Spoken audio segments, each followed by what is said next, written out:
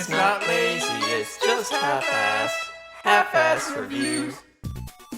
Today we're going to be looking at a ROM hack of Sonic's 1 through 3 and CD called Sonic Mega Mix. Normally I don't give a shit about ROM hacks, but if it's on a physical cart, then I'm a happy little girl. I have to get this out of the way and say that you can play as Tails, Knuckles, some asshole named Mighty who may or may not be canon, I don't know, and even Shadow. But I don't know how to play as anybody besides Sonic, and when I go online to find out how to switch it up, all I can find are videos of how to do it on the PC version, and long story short, I said fuck it. Anyway, this game fucking rules. It's wacky, sure, with an obnoxious amount of rings everywhere, the music being so bizarre but also so good at the same time, and this part right here that says run bitch run.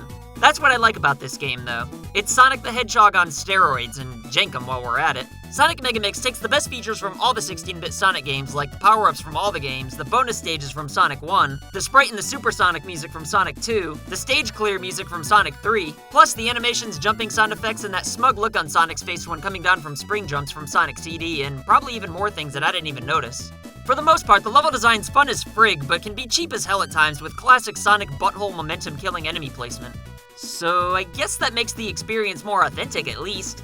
Fuck it, I'll give it to him. But since it's a fan hack, there's a glitch or two, or 30 in here, that can randomly freeze the game, especially in the water sections. Anytime you're underwater, the screen just starts pissing and shitting all over the place. As if Sonic's fast-paced gameplay wasn't ruined enough in these areas as it is. These levels are just flat out broken.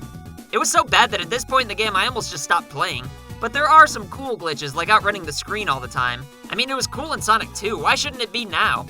I'd blame the programmers, but they didn't want this game on a physical cartridge, or at least they didn't intend to put it on one. Apparently some Russian dudes took the ROM and made it work on an actual console and sold it on their own. The game behaves most of the time, but when it does freeze, it's really not that big of a deal since the game saves your progress at the end of each level. But it's unfortunate that when you retry after getting a game over, you only start off with one life.